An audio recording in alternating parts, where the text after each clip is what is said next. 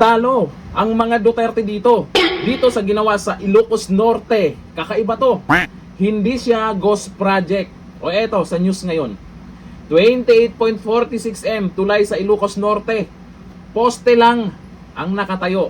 Completed sa papel. Akalain mo ha, merong poste na nakatayo na. Sa mga Duterte, kung ano yung mga pinagawa nila dyan na magagandang tulay at kung ano pa. Eto, bayad na 28 million peto-teto-tet. Poste lang ang nakikita.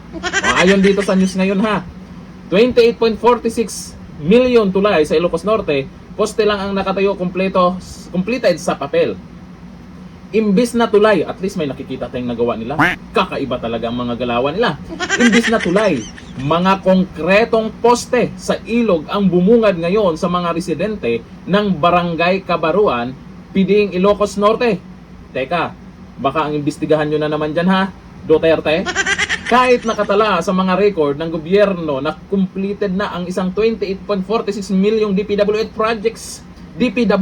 project, ayon sa dokumentong sinuri ng Daily Tribune, ang proyekto ay nasa ilalim ng DPWH Convergence and Special Support Program at hindi umano ghost project. Hindi nga ghost project, may nakikita tayong nakatayo poste. Ang kontratista, Nortec Builders and Construction Supply, ay nakatanggap na ng humigit kumulang 25.6 million o 90% ng kabuuang pondo, habang may natitirang 2.8 million na hindi pa nilalabas.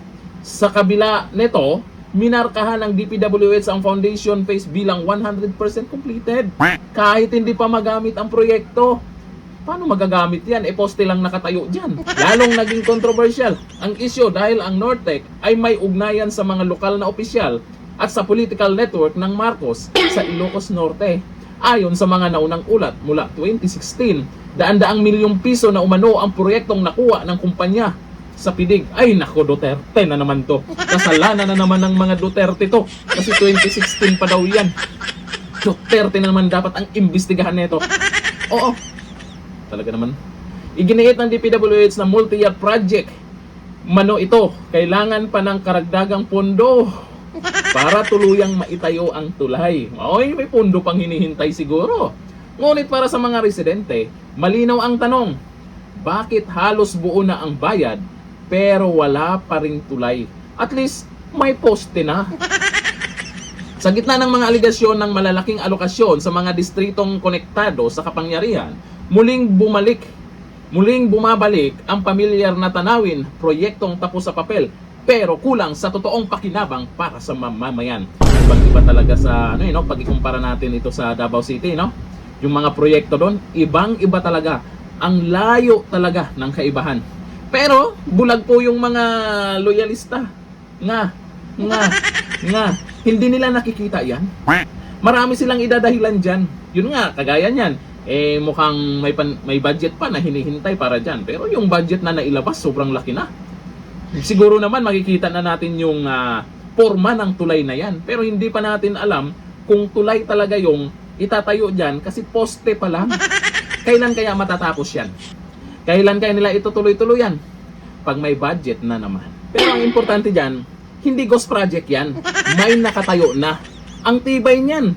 Hindi matibag-tibag yan. Poste ba naman? O ayan po dito sa mga nagkomento sa balitang yan. Ang sabi ni Vic Bars Migo, mas madali kasi ang mang-angkin kaysa magpagawa. Mang-angkin? Ano kayong mga inangkin nila? Ay, sabi ni Bolwise Katambak, the best president, 24 hours din natutulog. Ang sabi ni Ren Armina, hindi nakita ng ICI, may tape ang mga mata. Dapat kasi yung mga ganito, pwede lang imbestigahan yan. Depende sa kanila. Sila yung nandyan. Gaya nito, itong balitang to, ang daming nag-share niyan. Ang daming nag-comment dyan. Ang dami nang nakakaalam. Hindi nyo na matatago sa taong bayan kung ano yung inyong mga galawan. Hanggang dito na lang. Thank you. Bye-bye.